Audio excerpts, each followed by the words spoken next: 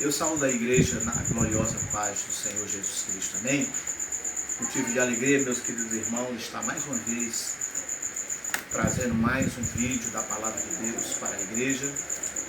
E é muito bom saber que todos os irmãos estão com plena saúde, e eu me refiro principalmente à saúde espiritual, amém? Eu quero que você ore comigo nesta noite. Oremos. Querido Deus, maravilhoso e eterno Pai, Deus amado, em cuja presença nós nos encontramos. Senhor querido, Pai, libera, Senhor, nesta noite uma palavra para os teus filhos, para a tua igreja, Senhor. Para todos aqueles, Senhor, que nesta noite estão precisando ouvir a tua santa palavra. Deus eterno, abençoa, Pai querido. É o que eu te peço, Senhor, em nome de Jesus. Amém? Eu quero que você abra a palavra de Deus comigo lá na primeira carta de Paulo aos Coríntios, no capítulo 15. Eu quero ler com você a partir do versículo 1 até o versículo de número 8. Amém? Leia comigo. Versículo 1 diz: Também vos notifico, irmãos, o evangelho que já vos tenho anunciado, o qual também recebestes e no qual também permaneceis, pelo qual também sois salvos, se o retiverdes, tal como vos tenho anunciado, se não é que crestes em vão. Porque primeiramente vos entreguei o que também recebi, que Cristo morreu por nossos pecados, segundo as Escrituras. Versículo 4. E que foi sepultado, e que ressuscitou ao terceiro dia, segundo as Escrituras. Versículo 5. E que foi visto por Cefas e depois pelos 12. 6. Depois foi visto uma vez por mais de 500 irmãos, dos quais vive ainda a maior parte, mas alguns já dormem também. Depois foi visto por Tiago, depois por todos os apóstolos, e por derradeiro de todos me apareceu também a mim, como a um abortivo. Amém? Nessa noite eu quero vos falar sobre a ressurreição de Cristo, de nosso querido Senhor e Salvador Jesus Cristo. É necessário a gente entender que muitas vezes as pessoas, quando falam acerca da ressurreição de Cristo, elas têm que falar segundo as Escrituras e não segundo qualquer outra coisa.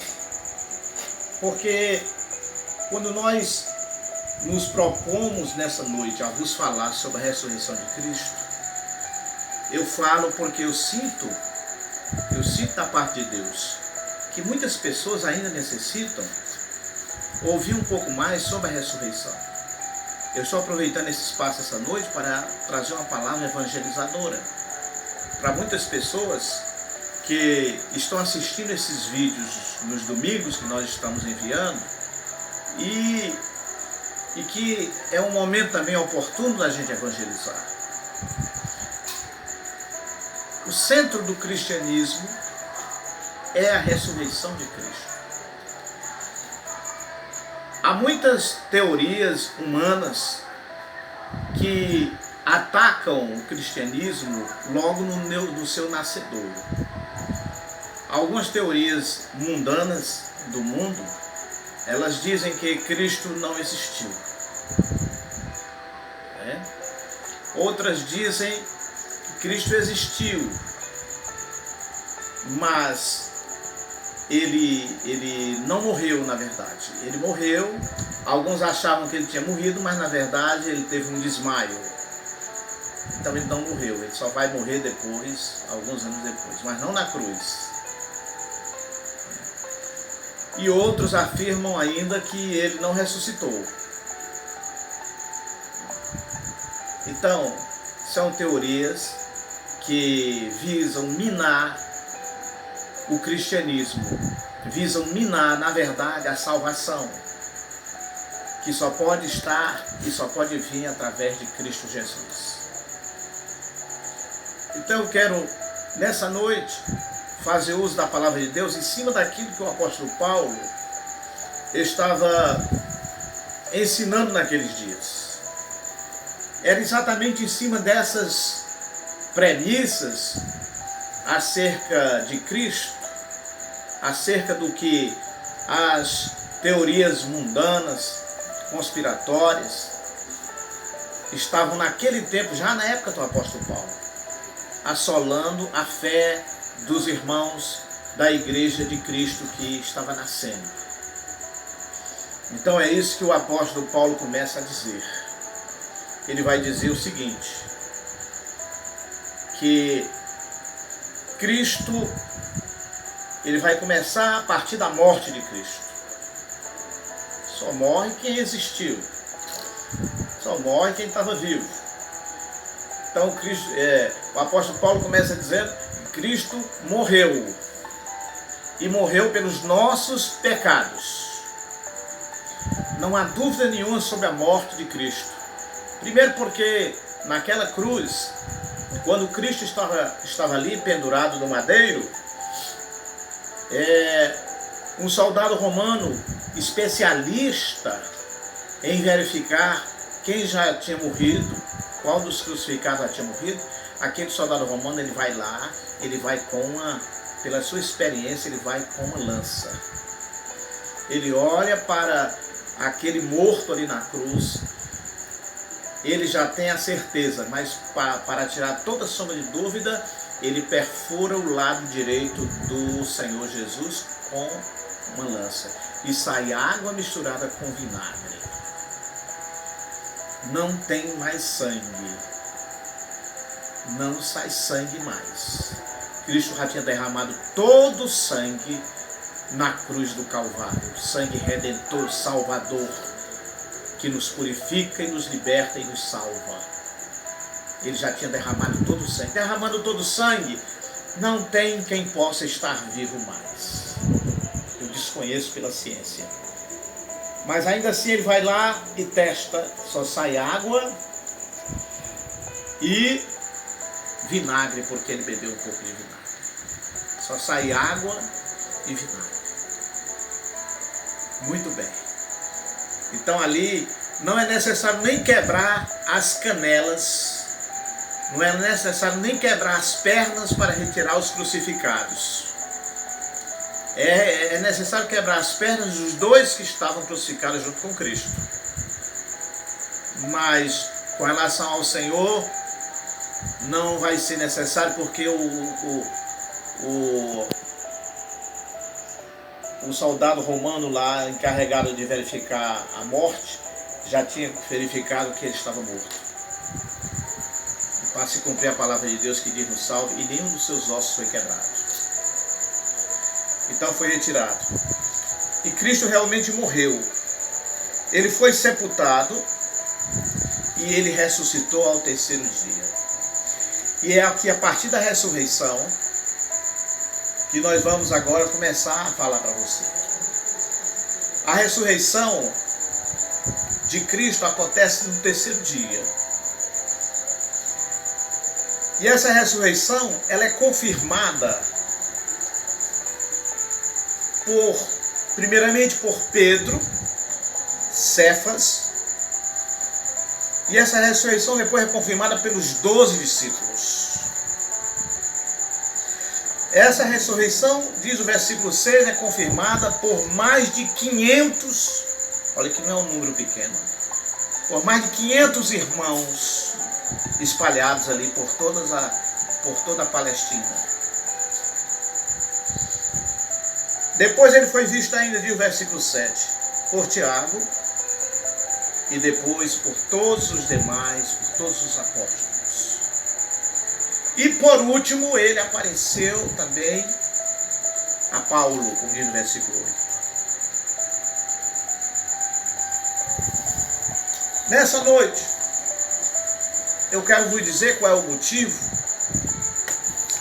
de Paulo ter escrito essa carta àquela igreja de Coríntios, que era uma igreja na Grécia, grega. Qual o motivo que levou? Naquela época, já desde o século IV a.C., e o século III também, mas já desde o século IV a.C.,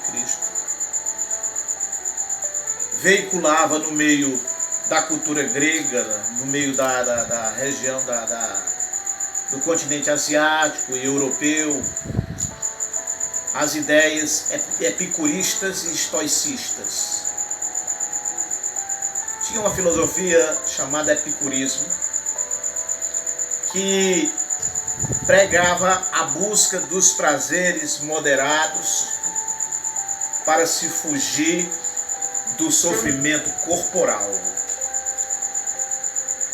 Ora, se Cristo morreu na cruz, sofrendo para nos trazer alegria, paz e salvação, como era que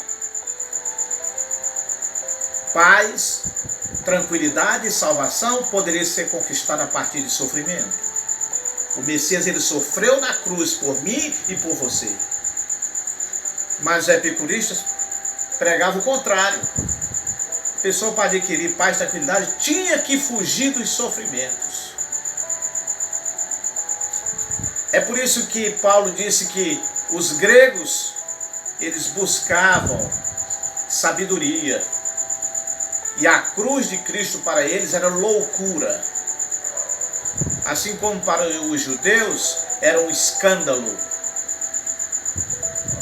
Nessa época, na época da igreja primitiva, existia uma outra filosofia chamada estoicismo.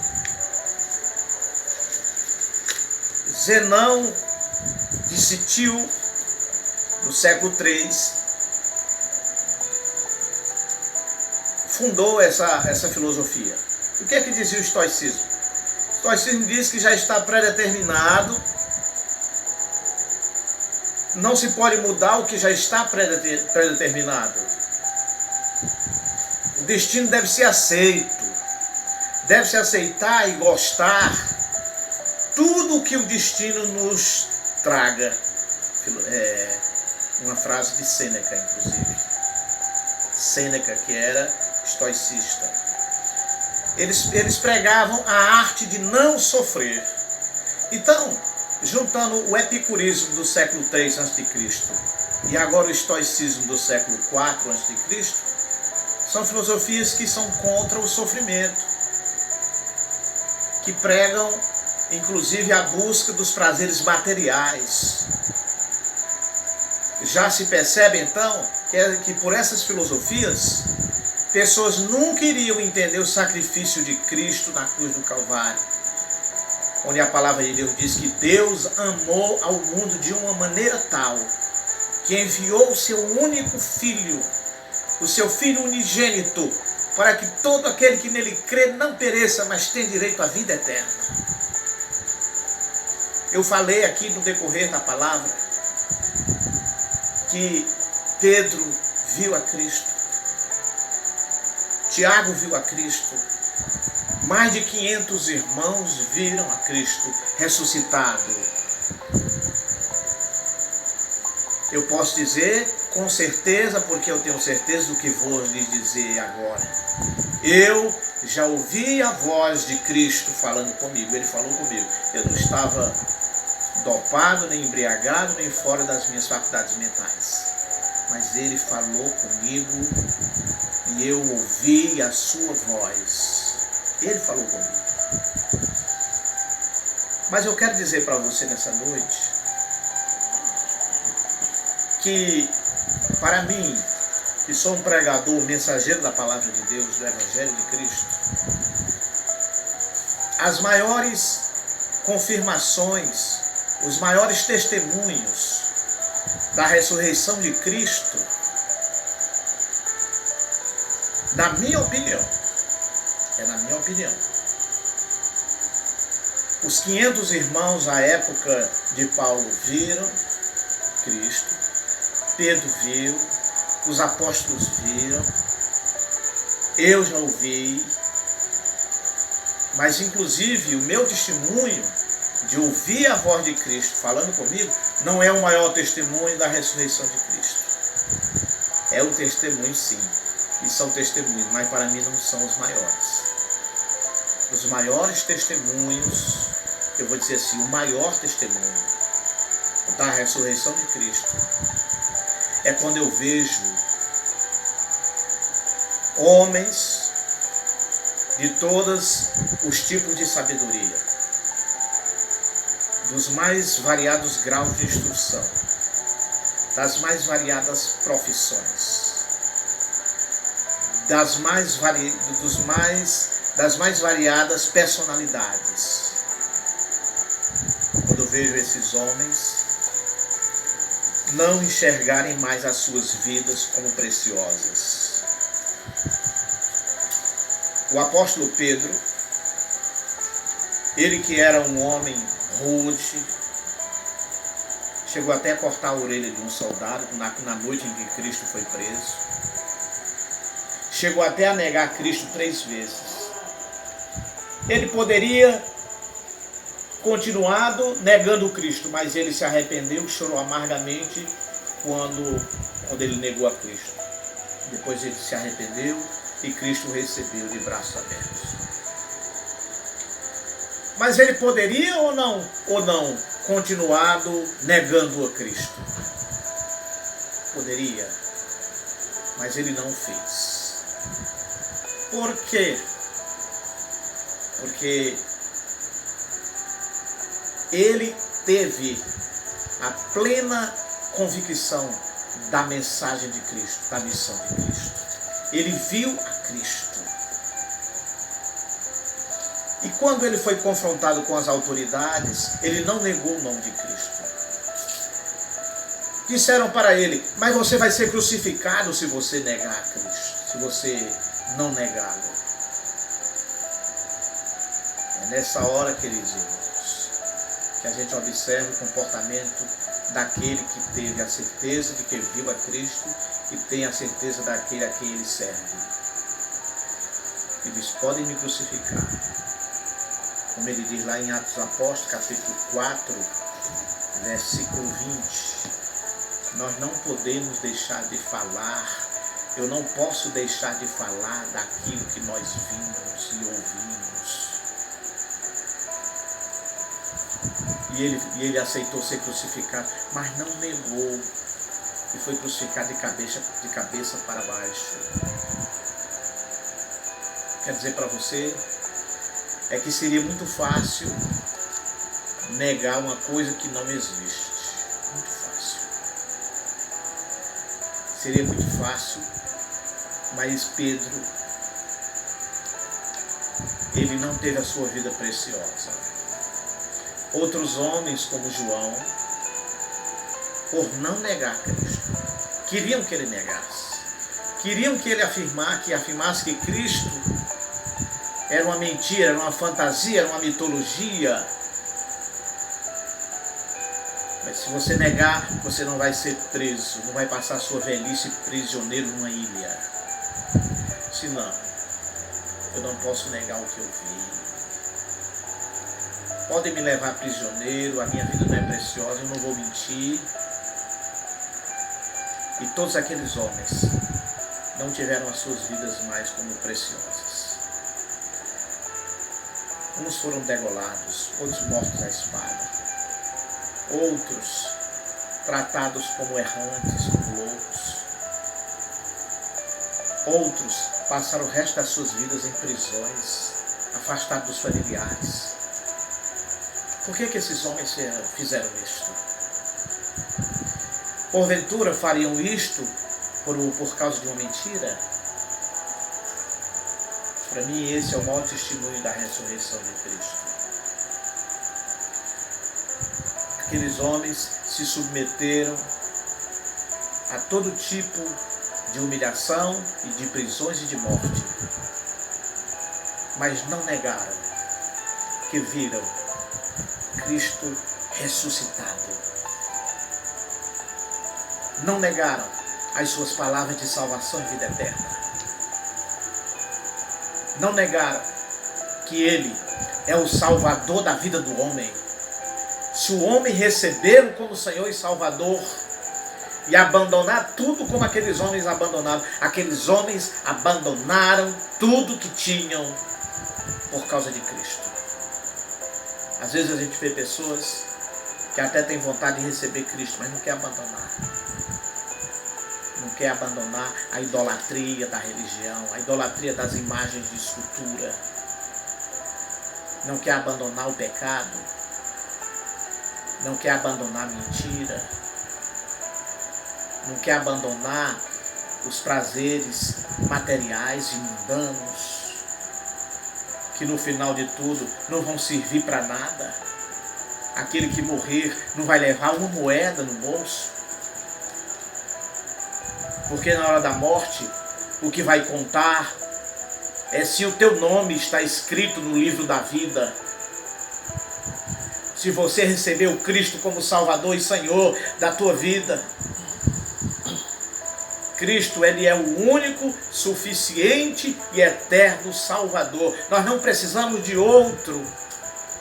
Só Cristo salva. Então, nesta noite, queridos irmãos, querido ouvinte da palavra do Senhor, se você tiver desejo de receber esse Cristo ressuscitado, Ele ressuscitou para que você e eu, quando esse corpo, e o seu corpo também, tombar na sepultura morto sem vida, Ele, Cristo, venha te dar outro corpo igual dele quando Ele ressuscitou, e venha te dar a vida eterna. E a Bíblia diz que Ele limpará dos teus olhos toda lágrima. Porque lá, nas mansões celestiais, onde Ele já tem preparado o lugar, lá só haverá alegria. Lá só haverá adoração. Lá só haverá a presença de Deus em todos os corações, todos que estiverem lá. O fim de todas as coisas já está próximo. Cristo já está às portas para vir buscar a sua igreja. Tem vaga para você também fazer parte da igreja do Senhor Jesus. Então, nessa noite, se você tiver desejo de receber Cristo, dobre aí o teu joelho aonde você estiver. Você que está afastado, desviado, você que caiu no pecado e tem desejo de se arrepender e se reconciliar com Cristo, dobre aí aonde você está também, dobre aí o teu joelho. E eu vou orar pela tua vida agora. Você que ainda não recebeu Cristo, que andava na religião, receba Cristo, só Cristo salva. Se você tem desejo de conhecer Cristo e recebê-lo agora como teu Senhor e Salvador, dobre o teu joelho e eu oro por você agora. Querido Deus, soberano e eterno Pai, Deus eterno, Tu enviou Cristo Jesus, nosso Senhor e Salvador, para salvar o mais vil pecador.